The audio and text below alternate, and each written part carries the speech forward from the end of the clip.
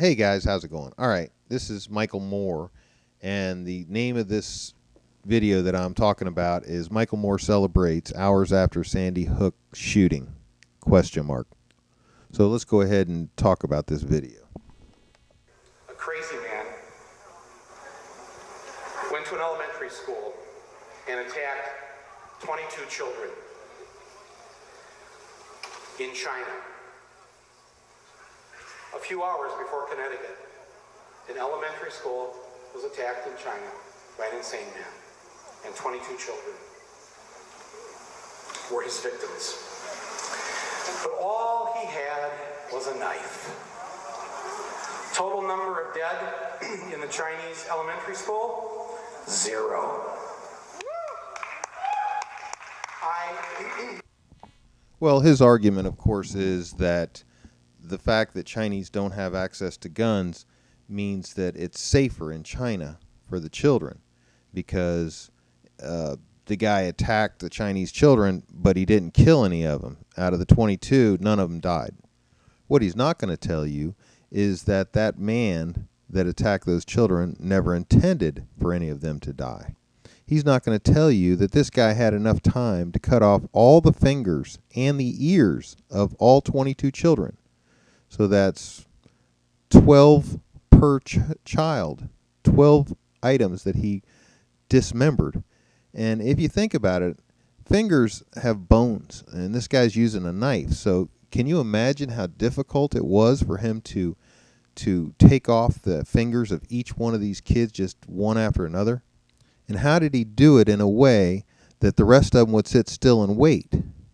He got 22. Do you think he could have just stabbed them in the heart or, just slashed their throats one after another? If he would have not wasted so much time cutting off each finger and each ear on each child, I'm thinking that with his knife he could have probably slashed 100 throats, maybe even more. But that wasn't his intent. And that is the difference between the two cases. And for Michael Moore to bring that up as if that was a comparison is ridiculous. In fact, it proves the point. And the funny thing is that the media and Michael Moore and the left side of the country don't want to talk about the real issues that matter in a case like this. I mean, if I were going to try to solve such a problem, I would be saying, we need to have somebody that is able to repel such an attack. I mean, that would be common sense. But that's not what they're talking about. They're trying to reduce the ability of people's ability to repel an attack. Already we know that schools are blocked from having guns. So if you're going to be one of those crazy guys that decides to take out as many people as you can, where are you going to, what place would you go? Probably one of those places that don't allow guns because you can exact the biggest damage before being stopped. And in some cases, you don't get stopped at all. One of the strange things of this shooting, this is just a side note to me, is that in this and all these other shootings that have been, especially the ones like the recent ones, why is it that people wear bulletproof vests if they plan on committing suicide after they get done shooting? What's the point of that? Maybe the point is that they want to stay alive as long as possible to take out as many people as they can. But I don't see why that guy didn't stop. Why that guy didn't just keep on going? If his plan was to take out as many people as he could, why did he stop there? Why didn't he just keep going? I know the cops didn't make it there in time to stop him at that number. And there's a lot of inconsistencies in this case, like there was in the other one. More than one shooter that has been identified, but the government says there's just one. So there's a lot of things, but I'm not really into that right now. I just wanted to talk about this particular video and the arguments that Michael Moore is making. I hope you don't mind, but I'd like to just say a few words about what happened today because I've been concerned about this issue for a long time.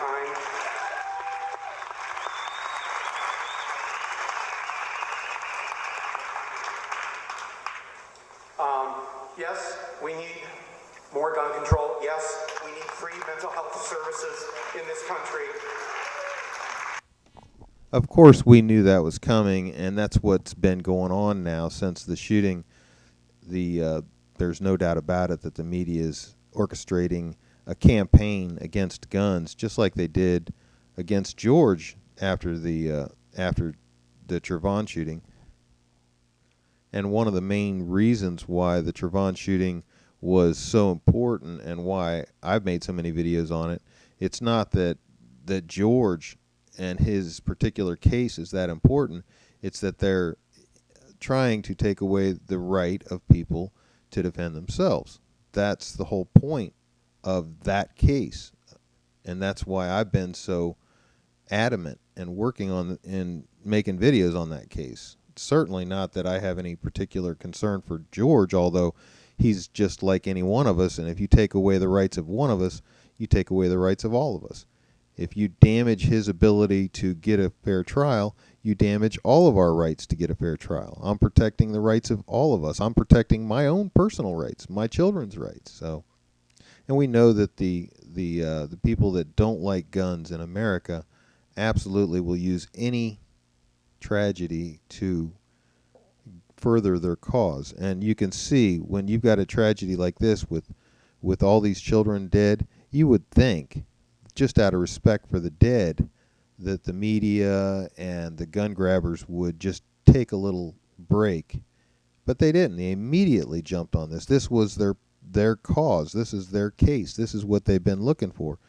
And if you think about it, if there is any strange issues with this, the first people to be looked at would be gun grabbers, because of course they want cases like this to appear. Of course they want more and more of these to happen so that eventually they can get what they want, which is less guns in America.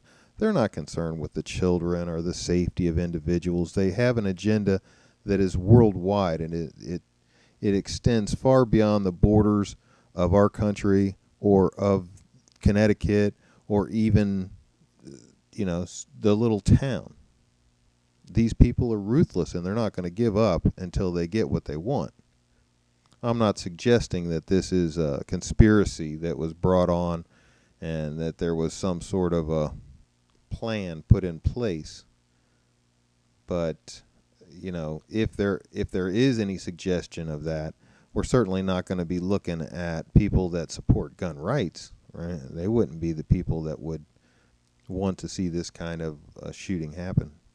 And if we look at who came out immediately after the shooting and started gathering up all their support, then you have to look at that, and you come to your own conclusions. I don't have to tell you. But I really believe that even if we had better gun control laws and better mental health, that we would still be the sort of sick and twisted, violent people that we've been for hundreds of years. That is something that's just in our craw, just in our DNA. And to get that out of our DNA is going to take a lot more than passing a bill in Albany or D.C. That's not going to do it. And other countries, they have their crazy. So I don't know. For me, that was a pretty heavy statement. That he's suggesting that the problem isn't guns really so much. It's Americans. Americans are the problem. The American people, and it's in our DNA. We're psychotic. We like to have guns. We want to have guns. We've got to have guns. This is part of our psychotic deficiency. We need to have it removed from our DNA somehow or another. This is better than genocide. This is more like DNA aside. We're just going to go in and pluck out the DNA, and who knows that there aren't scientists working on this right now. You just go in and pluck out the DNA and work on those people that have this kind of problem, that they seem to think that they need to have the right to defend themselves. They've been shootings and killings in Norway and France and in Germany, but there haven't been 61 mass killings like there have been in this country just since Columbine. 61 mass shootings in this country. So, now he's making the point that, Americans have a sickness in their system. There's some sort of problem, and it's all fresh. This just started since Columbine. I mean, 61 shootings. But he's only looking at the gun issue and the psychosis of Americans who insist on having guns. Maybe what he should be looking at is what has changed since Columbine. What are the differences in our society? What things have we done that we didn't do before? See, these are things that you would look at, wouldn't you? You'd say, well, let's go back and look at what was going on in the 50s and in the 60s and in the 70s. What there's got to be some difference. Why can't we look at it and see it? Well, they can't look at it. They can't, because what they will see will be against everything that they stand for. Every fiber of their being fights against it. But they know deep down. They took God out of the classroom, number one. They said, we're sorry, but children just can't learn about God. They can't learn about the possibility that maybe God made them. Regardless of which God you happen to believe in, and pretty much every religion has a God, and with that came morality. People knew that there is something that will hold them responsible. At some point, whether now or later, they're going to be held responsible for their actions. But today, people believe that they're just animals. If you believe that you are no different than a raccoon, then that you're going to have no different requirements based on the fact that you have all this knowledge. Raccoons really don't even have the freedom to choose. Raccoons just do what they do. Oh, there's food over there. There's a female over there. This is basics, and this is all they think about, and this is all they do. Humans have the ability to choose good or evil. One man may see an opportunity to rob someone and take it, while another man might go over there and tell that person, hey, you ought to be careful, your money's sticking out of your back pocket. We're a little more than animals. We have a morality. But over the last several years, especially since Columbine, that morality has been pushed away. The children have been told that there is no God, that they have no responsibility. Add to that the graphic videos, movies, and games that are available now for the children. And remember, a lot of these kids are starting at 5, 6 years old playing graphic military shoot-'em-up games. And these aren't, years ago the games were pretty, it was obvious that they weren't real. But now these games have gotten to the point where you really can immerse yourself in it and feel like you're part of either a battle, or maybe you're stealing cars and killing people through going through a city. It is very realistic. But I don't believe that the government has a place to tell people yes or no. Look, if I want my 7-year-old to be playing a graphic video game, that's my choice. I'm the father. That's what I'll do, and it's none of the government's business. But at the same time, the government should not be taking away my right as a parent to see that my kid has an opportunity to know about God in school, and not to be defaithed in classrooms. Remember, kids spend more time in class than they do with their parents. So if you've got authority figures in class telling you that there is no God, or that evolution is truth, and the thought that there is a God that designed things is false, would go against my religious beliefs and my children's beliefs. And this is, so basically what they're doing is taking away my power and the church's power to create moral children. And so now they're saying, well, you can have sex with anybody you want, before or after marriage. Doesn't matter. You can marry whoever you want. Because remember, we're just animals. And if that's true, then we can marry other animals, right? I mean, at some point, there's going to be a point where there will be no limit. You can do whatever you want. And that's fine. I really don't care. I'm totally a libertarian. I believe you should do what you want, and the government should not be involved. But community standards have always been the way to keep people in line. That's why homosexuality has always been something that wasn't really a big thing in the past, because just the standards of the community, even in communities where homosexuality was prevalent, it still was repressed, just because people didn't find it to be, it's not a good thing to have, people walking down the street making out. I mean, even a heterosexual couple, it's just not a good thing to see. So in the same way, we don't think that it's a good thing to see it either way. That's my personal opinion. I mean, if there's a young couple and they're in their car, who cares? But just showing off, trying to, it's gratuitous. It's unnecessary. I sort of agree with the NRA when they say guns don't kill people, people kill people, except I would just modify that a bit to say guns don't kill people, Americans kill people. And there is that point again, of course, Americans kill people. That's what we do. We invade countries, we send drones in to kill civilians. We've got 5 wars going on right now.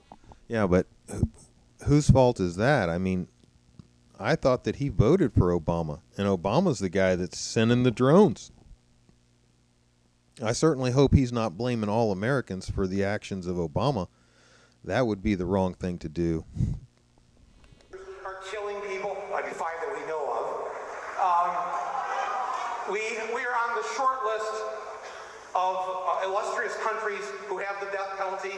We believe it's okay to kill you when you've committed a crime. And then we have all the other forms of violence in this country that we don't really call violence, but they are acts of violence.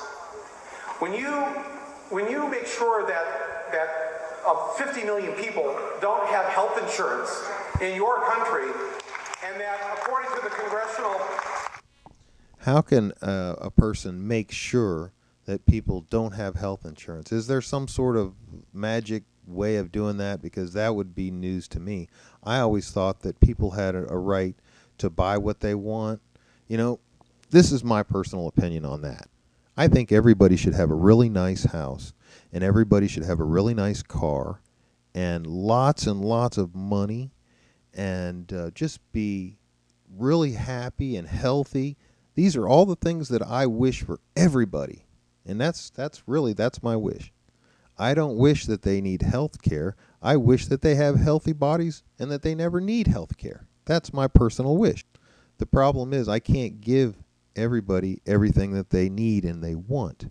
I know there's a lot of people, even in my community, that need a good car to get back and forth to work, but I don't see any federal programs that provide poor people with cars so that they can make sure they get to work and get to the doctor. I mean, what good is health care if you can't get to the doctor? So maybe the federal, the Board of Transportation can take care of that and make sure that all these poor people, if you don't have enough money to buy a car, they'll make sure you get one. They'll get you insurance. They'll get you gas money. As far as housing, I think it's just terrible that poor people are stuck in these little tiny houses when rich people have these big fancy houses. So from now on, I decree, by the power vested in me by Michael Moore, that everybody shall live in a mansion. Now, in the past, America has always been the most generous nation in the world. There is no other nation per capita that is more generous. It's just impossible. So if the American spirit is the problem in the world, well, that's just funny to me, because we are the most generous people. when you're talking about people. Of course, he's talking about the government. When no one's denying that the American government has problems. In fact, I think almost everybody will agree with that. I think the right now the Congress they're polling positively at about 12 or 15%. Obama's not doing a whole lot better. As far as the people are concerned, they're sick of their government. No one's really happy with the government except the ones that agree with what they're doing, which is a very small minority. 44,000 people a year die in America for the simple reason that they don't have health insurance. That's a form of murder. It's just not true. No one in America dies because they don't have health insurance. We have, if you're too poor for your health insurance, you actually get care. It's a funny thing, but if you go to the hospital and you don't have a nickel, they have to care for you. That's the law. So in reality, we've had socialized care my whole life. I've never seen a person in my lifetime die because they didn't have care. I'm sure there are those few cases where somebody needed, a liver transplant, and they're just, and it was $500,000 or something like that, and there just was the hospitals can only absorb so much cost. But in general, the typical situation where a person needs, $50,000 in care, or even $100,000 in care, they get it. I'm not seeing anybody dying, and all I see is since they started taking over healthcare, since I would say 92 with Hillary, all hell has been breaking loose. Everything's gone downhill. The quality of care, the quality of hospitals, the patient nurse ratio, everything has deteriorated dramatically since they started talking about healthcare. Before 92, there really was no healthcare crisis that we knew of. We didn't talk about it because there was no hassle. The hospitals were making good money. Everybody was happy. The biggest problem there is rich people didn't like the fact that they had to pay more on their bill. So when you go to the hospital, you get this bill, and the bill says your hospital stay was $10,000. And then down below it says plus $2,000 for indigent care. And you're like, I didn't need indigent care. I'm not indigent. And they say, oh, no, that's to help care for those other people that couldn't afford. So, yeah, it pissed them off. And it pissed me off because, it dinged me. I had to go and pay, and I'm paying for indigent care while I'm there getting care. What? That's not right. Why should I have to pay for the care of other people? Well, because other people needed the care, and apparently they felt that I could afford it. And if I couldn't afford it, they put it on my bill. And that was part of what I got to pay back. So, yeah, that's socialism. I know that they don't, when I go to buy a car, they don't add on an extra 20% to pay for some poor guy that couldn't afford a car. For some reason, healthcare is this special thing, where it's a product or it's a service that you need. Just like services provided by farmers that provide food to people. And every time the government gets involved in any one of these things, it makes everything more expensive. Healthcare's gone up dramatically since we've gotten ourselves involved in healthcare. Food prices have gone up dramatically since the government decided to involve itself with the production and the sales of food. Every time the government puts money into a system, it raises the price of those goods. Food prices went up as the government provides food stamps for people, because the market will only charge what the market can bear. So if the people can't afford, $8 for a half a pound steak, well, then they'll lower the price until they get to a point where they say, well, we can't produce it any cheaper. And then the producers will have to figure out new ways of doing it or get into a different business. When they drop out of the business, then suddenly those people that are left in the business can raise the prices a little bit because they don't have as much competition. That's how the system works, and it works well. We don't need the government to do it. We just let the market do it. The market is like the ocean. If you just let it do its own thing, everything levels out. If you're trying to push the water up and push the water down in different places, you're going to mess things up. That murder is being committed by the insurance companies. When you evict millions of people from their homes, that's an act of violence. Another good point. People should not be removed from their homes, but unfortunately somebody has to get the money back to the lender. That's called a home invasion.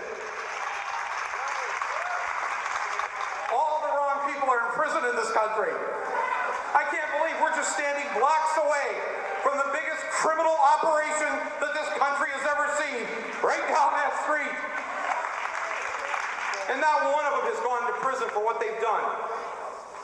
When you've eliminated so many millions of jobs, when you've ruined communities like mine in Flint, Michigan, you have killed people because having seen firsthand the effects of these corporate decisions, the alcoholism, the drug abuse, divorce, suicide, all the social problems that go along with this act of violence, but we don't call it violence, and no one's ever arrested for it. I think it's a real shame, and frankly, as an American, this is not how I want to be remembered. Michael Moore. So, how exactly does he want to be remembered? As the guy that was instrumental in removing all the freedoms that Americans enjoyed in the past, and now day after day our freedoms are being ripped away from us, and is that where you want to go, Michael Moore? I mean, you point out all the evils of the government as far as the drones and all the other things, but you want to take away the rights of the individuals. Where you keep saying that the American spirit is so bad, but you're only pointing to 61 people when you're talking about these shootings. 61 people out of 300 million people. I mean, are you serious? It's just mind-boggling that a guy with so much brains, so much abilities, so much sense on so many issues could be so deceived. And, you just have to wonder, what is it? Is it something in the education? Is it something in the water? Why is it that we're so different? Why is it that we have such a polarization in our country? And it seems to be mostly north-south. I don't know. I can't tell you what the problem is, but all I can say is after seeing this video, I'm sorry Michael Moore feels that way about the American people, and I hope that he finds a country or a people that he'll feel more comfortable with.